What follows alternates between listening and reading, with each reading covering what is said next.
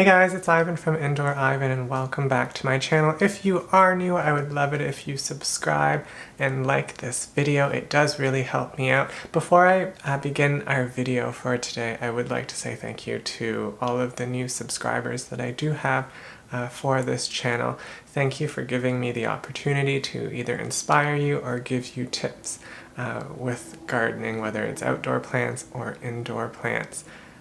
Starting a new channel is really hard because nobody really knows, who you are. So thank you for letting me into your life and getting to share my knowledge that I have with you. So for today, we are going to be taking a look at Rhaphidophora Tetrasperma. There has been a lot of conversation and discussion as to whether or not plants that you find in the greenhouse right now are tissue culture or if they're the wild type. I have two plants with me, one that I've got as a cutting from Japan last year back in March, and then also another plant that I got, I think it was back in December, from a local greenhouse. So I'm just going to go over some of the comments and discussions that were posted and then kind of compare and take a look at how my two plants compare and look with the comments that were given. So let's take a look. So starting off, this is my Rhaphidophora Tetrasperma from Japan. This came as a cutting, so it did take a while for that to root. So this plant is growing in a bark and sphagnum moss media, and it grows under my grow light. Plant number two, this is my other Rhaphidophora Tetrasperma. It is gigantic, as you can see. It's quite long.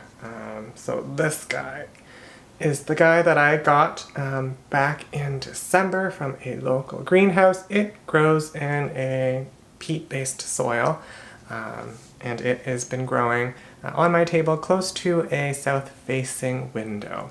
So that is our second plant. Alright, so let's take a look at some of these comments. So our first one says, from what I know and learn from original or true tetraspermas have bigger, thicker leaves. The tissue culture appears small and have smaller leaves. And then it says, you're welcome to look at my wild cuttings. So for this, let's take a look at our plants on the table. Alright, so here are my two plants. As you can see, one is a lot bigger or taller than the other one. So again, the plant on the left is the plant that I got from our local greenhouse. So it is actually just one plant there, as you can see, and it's kind of just branched off. So it looks like there's more than a plant, but it's actually just one. The plant on the right is my plant from Japan. So it came as a cutting, so I did have to root that. So if you take a look, these are separate plants. So the growth that you can see, it's two separate plants. So there's one there that's coming out, and that's the other one. So the growth that you see there is from two plants on that. So with our first comment, with the tissue culture being smaller with smaller leaves, the one on the left does have smaller leaves, but it is by no means smaller. I was told on social media that my plant on the left is probably a tissue culture, just based off of how small the leaves are. So if you do take a look, the leaves are smaller with that one that I got from my local greenhouse. But by no means is the plant small, because it is, in that almost half a year that I had it, outgrown the plant that I got from Japan for more than a year now. Our next comment says, I have one of each. The tissue culture one has thinner stems, narrow leaves, thinner leaves, smaller leaves, and paler green-colored leaf. With our next comment, if you compare the two plants, the one on the left potentially being a tissue culture, you can see that the leaves are a lot smaller. They don't look like they're as round as the one that I have from Japan. So that's a little bit interesting. I will say that the one from Japan is a little bit more pale in comparison to the one that is from my local greenhouse. But if you take a look at the stems, because one of the comments was looking at the stems on the one from Japan is a lot thicker than what we have with our one from the greenhouse. But what is interesting though, and when I got this cutting, I was kind of confused.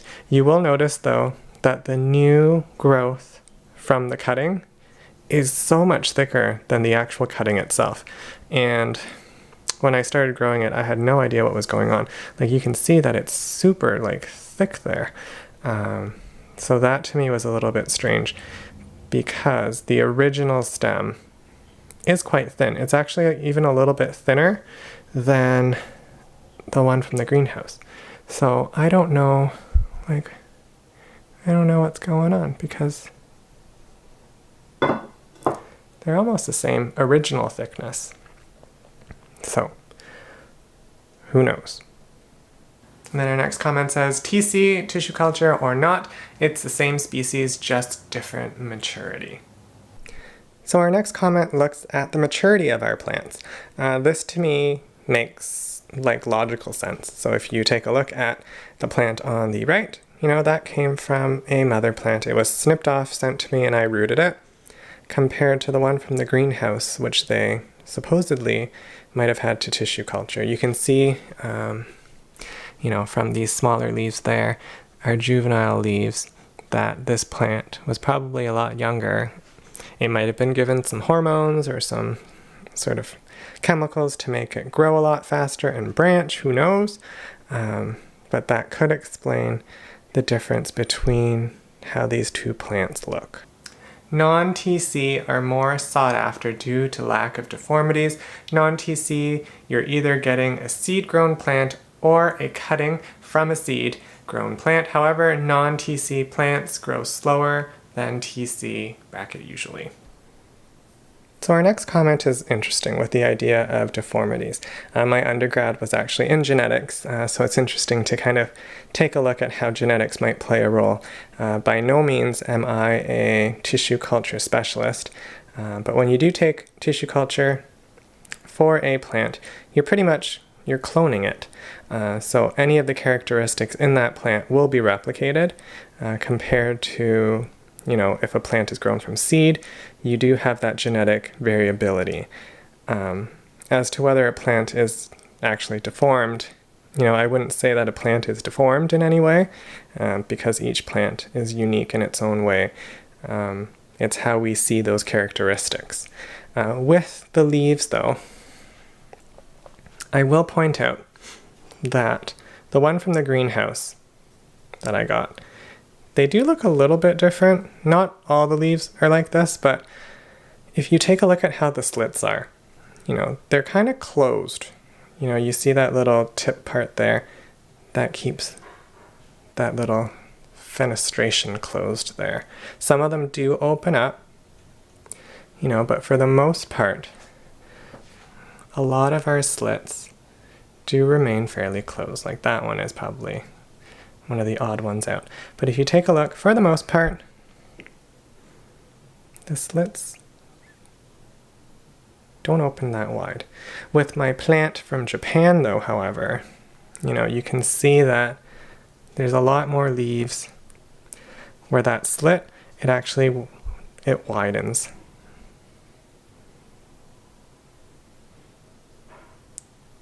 So there is some visible difference between the two plants. And our last comment that we're going to be taking a look at, I've seen some interesting things pop up that have caught my eye. I have to say that these two differing versions of Tetrasperma are a lot like how Monstera addisonii come in regular, narrow, and round form. I do believe that they are both Rhaphidophora Tetrasperma, only with slight differences in the curvature, wideness, and sharpness of the splits. So our next comment kind of builds off of the other one, and I kind of forgot to mention that my plant from Japan does grow very slow compared to the one from the greenhouse. So all of this growth, from its cutting did take more than a year to grow to where it is right now, compared to the one from the greenhouse, which I got was probably no bigger than like there. Like all of this growth up here, that was all new. Anyways, with the idea that the plants could be different types, that again, it's really hard for me to say for sure. My plants are growing in different media, which of course will make it trickier for identical growth. You can see like the leaves here are a lot more pale. But you also have to remember that, growing in bark and sphagnum is not as nutrient rich as if you had a peat-based soil with, that slow release fertilizer. So whether or not these two are actually different plants, it's hard to say.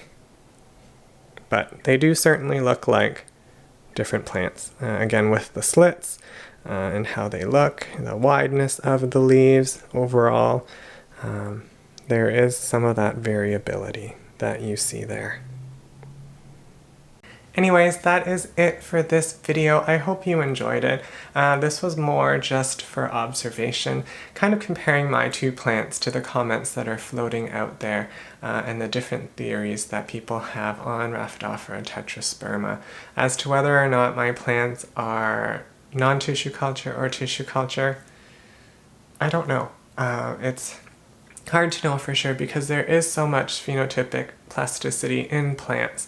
Even if you take a look at Monstera addisonii, when you are growing it in a dark location, in a bright location, the leaves look different.